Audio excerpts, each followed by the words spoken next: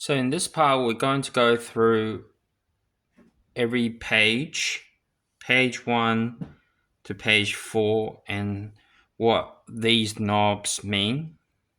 As you can see, on the top side of the knobs, there are these letterings. So essentially, we're going to look at all these functions, 16 of them, throughout the 4 pages.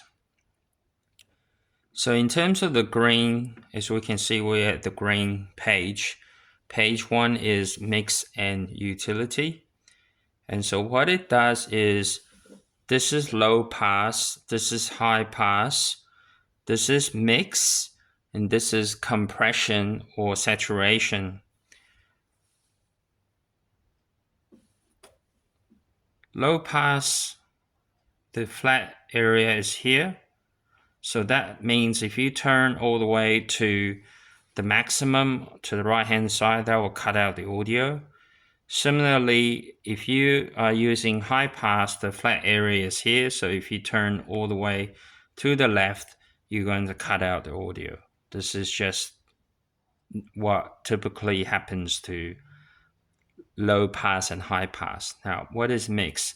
Mix is dry and wet signal. So if you turn all the way to the left, then you're going to have your dry signal, which is basically the track, the audio track. If you turn all the way to the right, then it's the fully wet signal, which is basically just the FX. And if you turn to the middle, you're going to get 50% dry signal and 50% wet signal. Now, in terms of this 4th knob, you can have a choice of the compression or tape saturation, and tape saturation is one of what is known as the hidden features of Kinotone Ribbons. You'll need to go into the interface setup to make a preset of that particular mode. Right, let's go to the next page. Next page is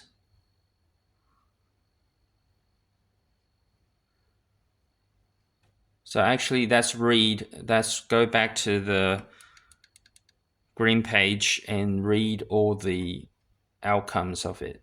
So mix is Ribbons has a dedicated mix knob for all of its sounds and effects. This is designed so that you can blend dry and wet signals without facing issues.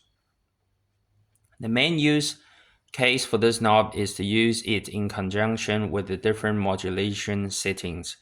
For example, at 100% mix, you can get a tape-like vibrato, at 50% a lush chorus, and at 0, you'll get no effects at all, just your dry signal.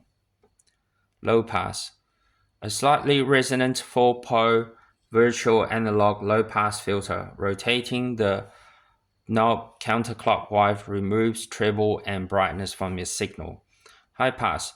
A symmetrical and opposite high pass filter. Rotating the knob clockwise removes bass and boominess from your signal. Sculpting harmonics with the filters is essential to achieving many classic lo-fi sounds. Ribbons filters are modeled after the filter from the very famous 1970s synthesizer. By design, you can completely silence incoming audio by turning the LP knob all the way to the left or the HP knob all the way to the right.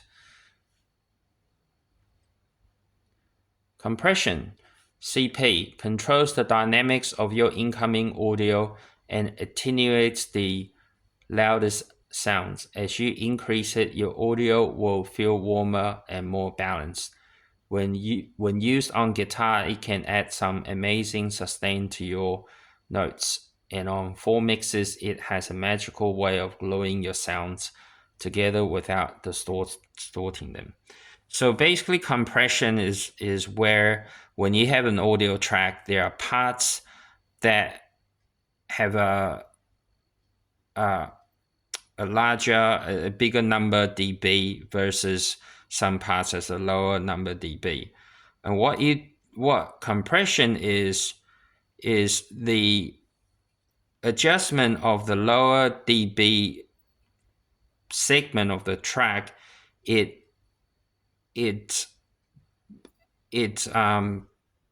essentially increases the dB on that part relative to the one that is more pronounced. The one that's pronounced has a sharper spikes in the audio track will be condensed, will be essentially reduced, and so you avoid the situation where when you're running through the track, the one part is quite loud and then suddenly the other part is quite timid or quite quiet, loud and then immediately goes quiet and goes into a whisper, so to speak. And so compression will match both parts relatively. When you play the audio track, it sounds about the same. It actually picks up that quieter part in relation to the loud parts. So then the audio track becomes more balanced. Our algorithm is modeled after the vinyl sim compressor. It's an excellent one-knob compressor with lots of character that was used on a number of iconic hip-hop records in the early 2000s.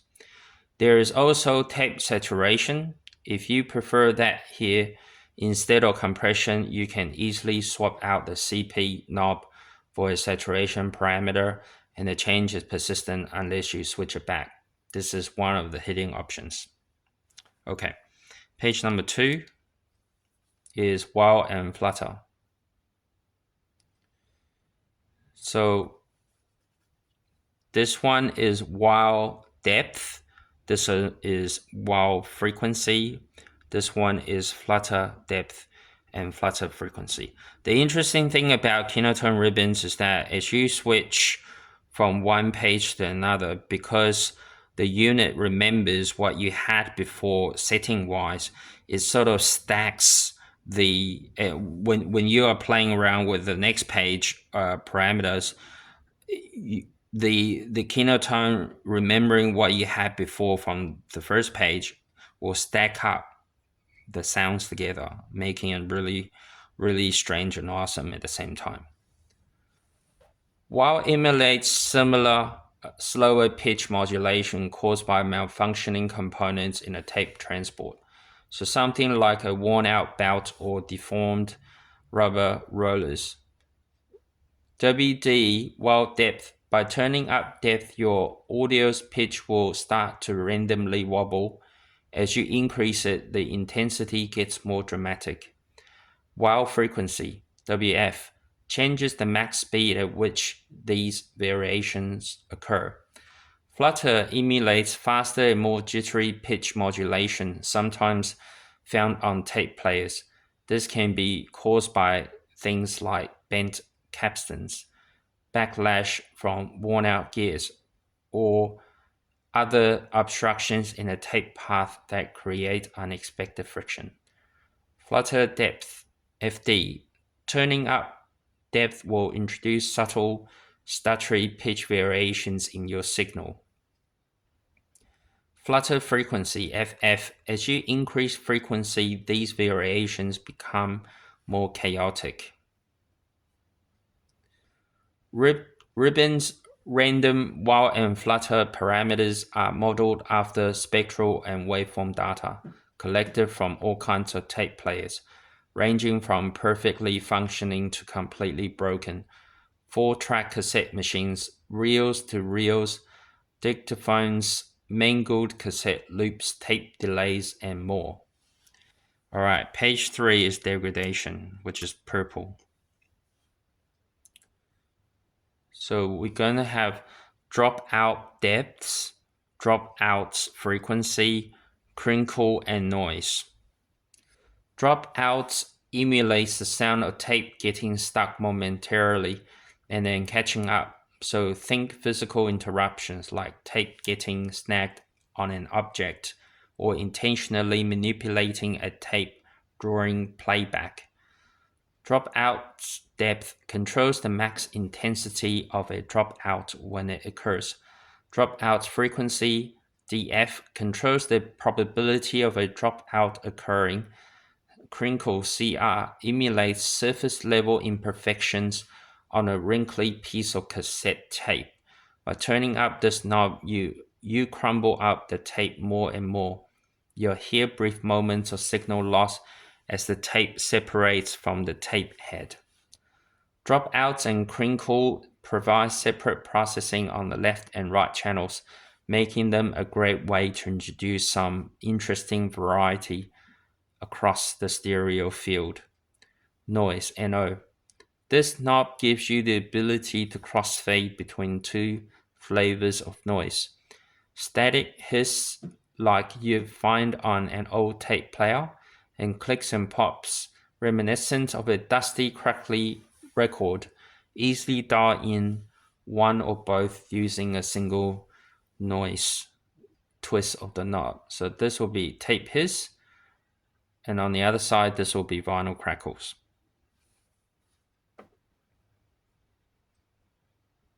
Page 4. This one's page 4. Page 4 has controls for the reverb as well as touch modes. A good way to remember this last page is red for reverb, hen for touch. Ribbons' reverb algorithms draws inspiration from famous rack reverb units of the 70s and 80s. We carefully studied many of these designs and came up with our own unique structure that's simple, elegant, and modern sounding. Reverb mix and placement. Both mix and placement are on the top left knob, so you can control the amount of reverb applied and where it goes in your signal chain, either before or after the other effects.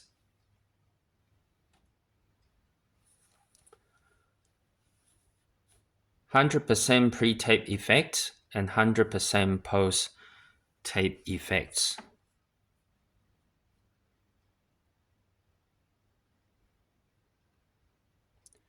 You can change the character of the reverb by playing with the placement setting.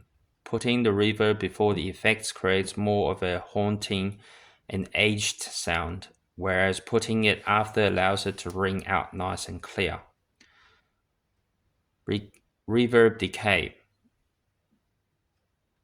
Reverb decay. At its minimum decay time, the reverb sounds springy and echoey. As you increase it, the reverb tail becomes smoother and more diffuse. At max decay, it will ring out infinitely, creating a never-ending wash of ambient sound. We once ran a test where we set the decay time to infinite and strum a chord. A week later, you could still hear the ghostly reverb tail droning along.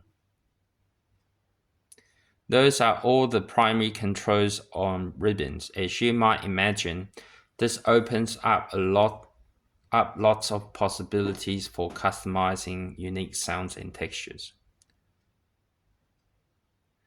When creating a lo-fi patch, simplicity often yields the most convincing results.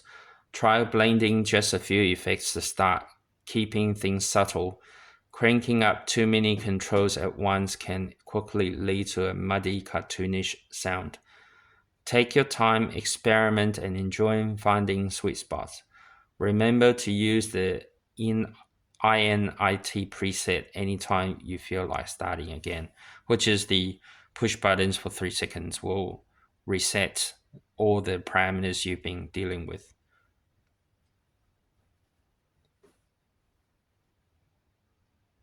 Some of the touch modes provide even more lo-fi effects like broken machine, crushed cassette, and unreal players. We'll cover touch mode, but first up presets. Alright, in the next video, I'll talk about presets.